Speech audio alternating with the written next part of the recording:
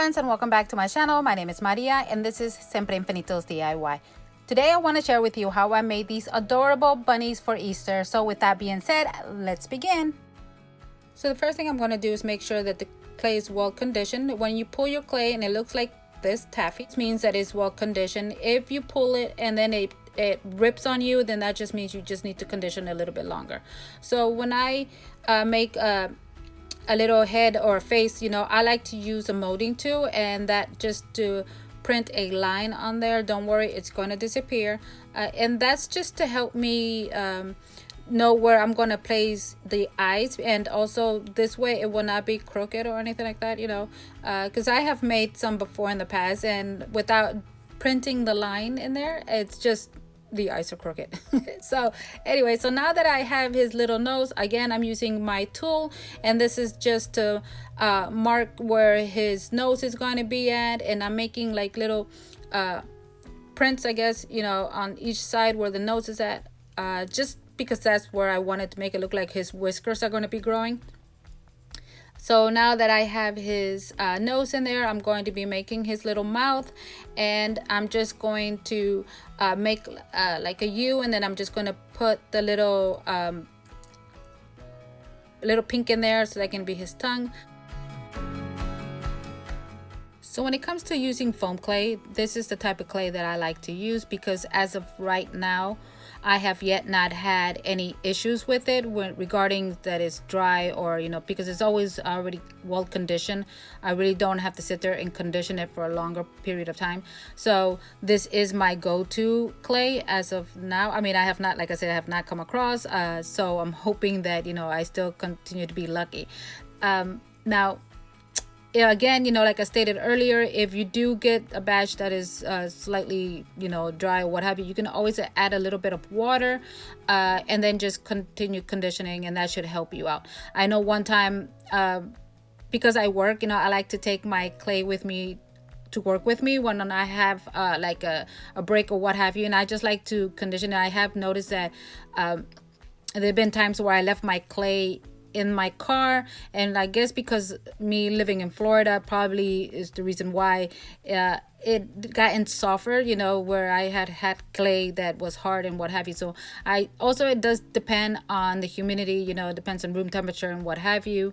So I guess maybe that's why it helps. I've been lucky when it comes to my clay being soft and not having a hard time, because I have had use clay that is like air clay, and that right there is just, oh my gosh, it's just hard. That's why I rarely use it, because it's hard on my hands and what have you. So now going back to the bunny, now when I made the body, all I did was made like a pear shape, and that was just the body, and I want my bunny to look like he's laying down with a full belly. So you want to make on the back of it, doesn't matter, it can be flat, which you probably saw me already pressing it down. And then I want just add his little tail. I use the molding tool and just just start dabbing the little tail, because I want it to look fluffy. And here I'm just adding his foot on either both sides, and on each side, I meant to say, of the body, and because I want him to look like he's resting, with his head tilted up. I had to use something to have his head tilted a little bit up, so you probably will see me doing that a little bit later. But yeah, I mean, this is extremely easy. I have, as always, so much fun doing these little things, like little bunnies and anything, well, anything that is made out of foam, that is some type of creature or what have you, enjoy it. So yeah, and I'm not sure if you saw one of my previous videos where I made the tree with the macaroons. It's the same thing there. The only difference obviously is that I did not make a body, but the same way that I did that, I'm doing these. The only difference that with these right here, I'm giving them a whole body. And this little bunny, like I said, he's gonna be laying down looking like he just ate a whole bunch of carrots.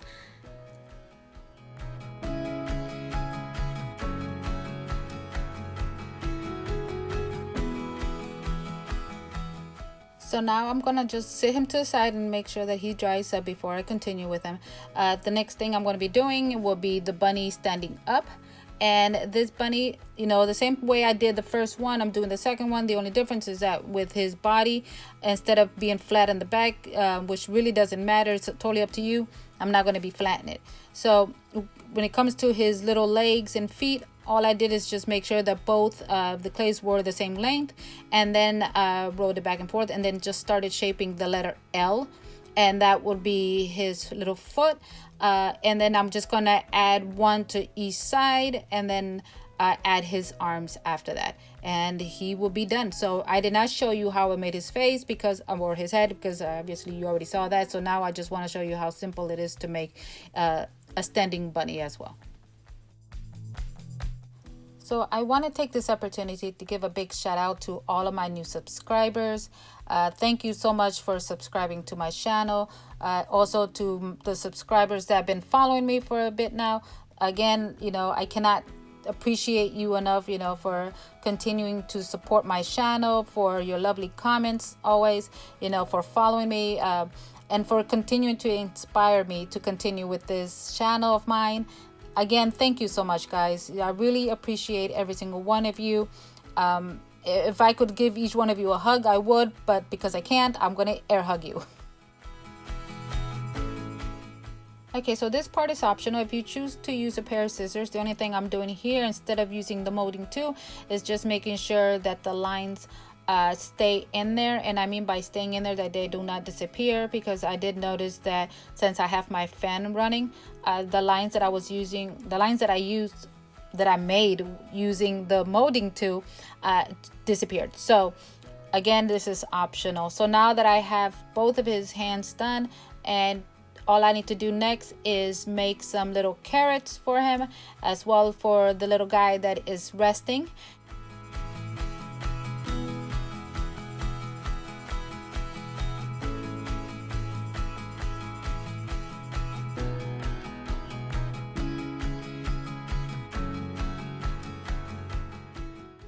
So now that they both are done, I am going to begin to add some carrots. So here's the first one that inspired me to continue making more, because I just thought that one would not be enough. I wanted to make something with a bunch of little bunnies. So she was my first. If you guys follow me on my community page, I'm sure you probably saw her there. So here are some of the carrots that I made, and now I'm just gonna fill this little guy. This little guy is being a little greedy, and so he's just, well, took them all. So, and I mean, I don't know about you guys, I think that he is so adorable, especially with all the little carrots that I gave him.